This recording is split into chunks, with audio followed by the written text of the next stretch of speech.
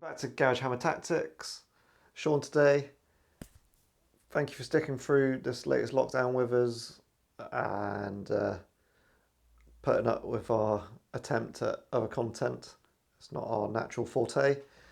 We got some good news last week that from the 17th of May, possibly at the earliest, that indoor mixing, which means I can get the guys round and start doing some more back reps with Sam and Tom.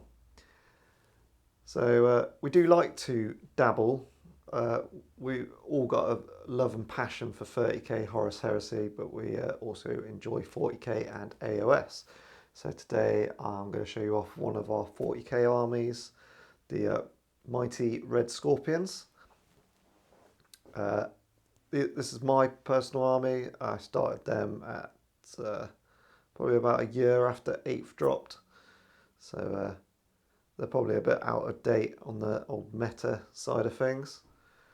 But other armies that got coming to the channel for 40k, we've got Necrons, Jakari, Death Guard, Blood Angels, Dark Angels.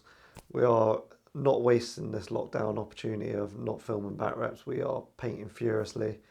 Same as to go with AOS that we've just started to get armies together. Sam's gone for Stormcast.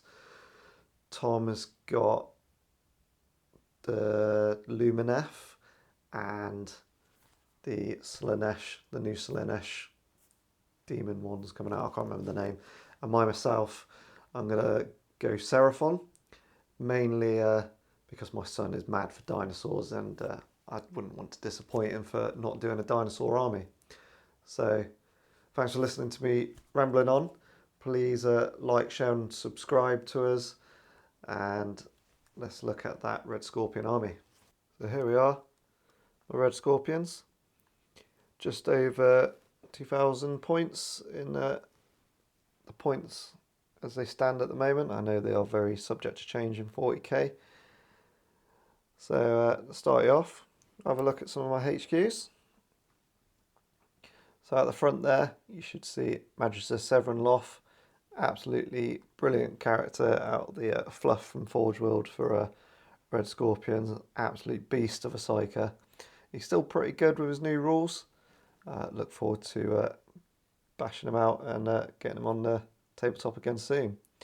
I've got my Chapter Ancient, who's actually a named character for the Red Scorpions, but he doesn't have any rules for anything special for him, so he's just a bog standard Chapter Ancient, but does have a power sword.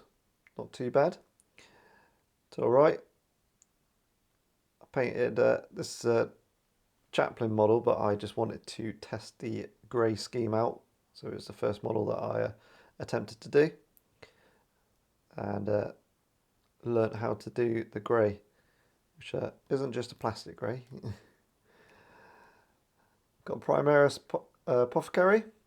Need one of these, especially as I know they are very good now. They weren't too bad back in the beginning of 8th, but really good now, especially when they are upgraded to a Chief Apothecary.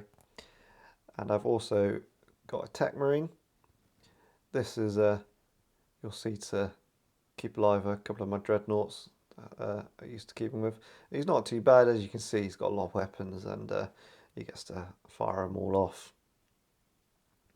So I went for a bit of a mixed bag of old Marines and Intercessors in this army. Just because I had Mark IV armour laying around. So I thought, might as well start off with some good old Tactical Marines and some Devastator squads. And then the new Intercessors, when they dropped as well, they're very lovely models. So added them in. And I think aesthetically they're quite matching with the Mark IV, especially the helmets is very Mark IV-y. And as you see here, this is a Stalker Bolt squad.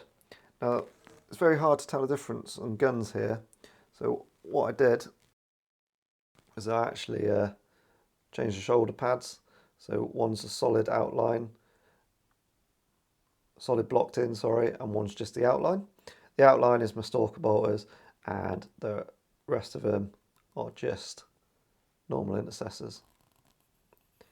all have got a grenade launcher in there, and I need to actually paint some chainswords to put these on now to get that extra attack and -1 AP.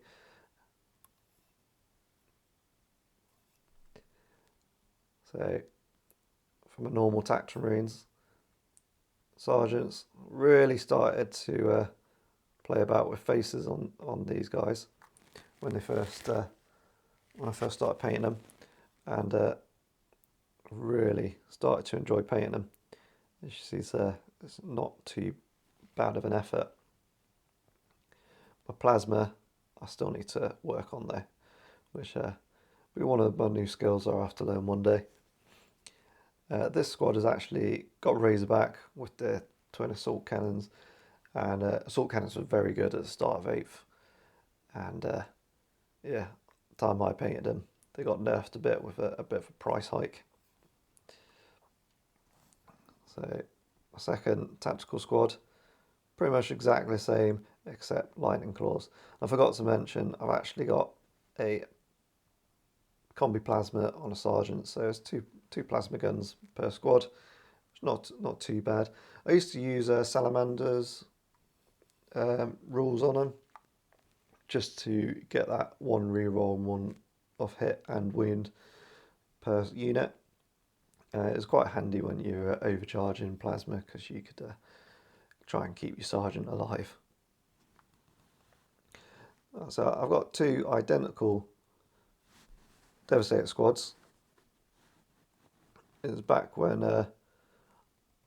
you could pay the command point for D3 mortal wounds from the heavy bolters. So I had to have a couple of heavy bolters in there, and also got a couple of las cannons. So it's a bit of a unit that meets all requirements, which we knew never really does well. It's go big or go home really. But I did have the banner in the middle of 2 back when they had the relic of a 3-up and you could fire before you remove the model, and then with the apothecary next to him to bring guys back to life.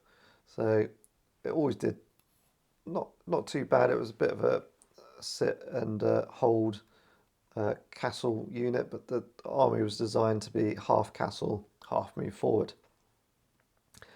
Backing up that castle, I got a Deradeo with the autocannons, heavy bolters, and the missiles on top. These boys do pump out a hell of a lot of shots, and they still do actually. Like current rules, I'd say take them, especially looking at the Volkite rules on them. If you're definitely interested in a Deradeo, check out the Volkite for them with the heavy bolters and these missiles, and you'll be laughing. You'll love them. And finally, to round it off, we got Carabcorn, the Risen. There is a Terminator model of this, but in the fluff he was badly wounded and he got put in a Leviathan. So Chapter Master in a Leviathan, always going to be potent. Sam hates, well, he doesn't hate the model, loves the model, but hates his rules.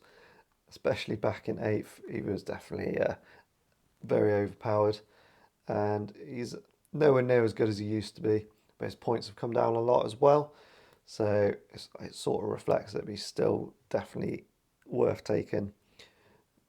He bit of a bullet magnet to allow the rest of the chaps to sneak around and do the damage. So with the assault cannon, 2 heavy flamers, 3 missiles, and a heavy bolter in his fist, he's pumping out a load of shots. I love now that vehicles can move and shoot without penalty to heavy weapons. So this boy got a lot more dangerous. So it was my first attempt at battle damage on a lot of these models as well. So some of them are fresh. Some of them have already been in a few scraps. So they've got a fresh one there. No real chips.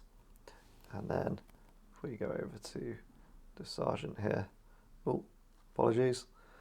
You can see chips on his knee there, and just basically taking some ricochets, but somehow they managed to avoid his head because he obviously is not wearing a helmet. So there we go, Red Scorpions. Hope you liked them. Again, please like, share and subscribe, and we'll see you in the next one.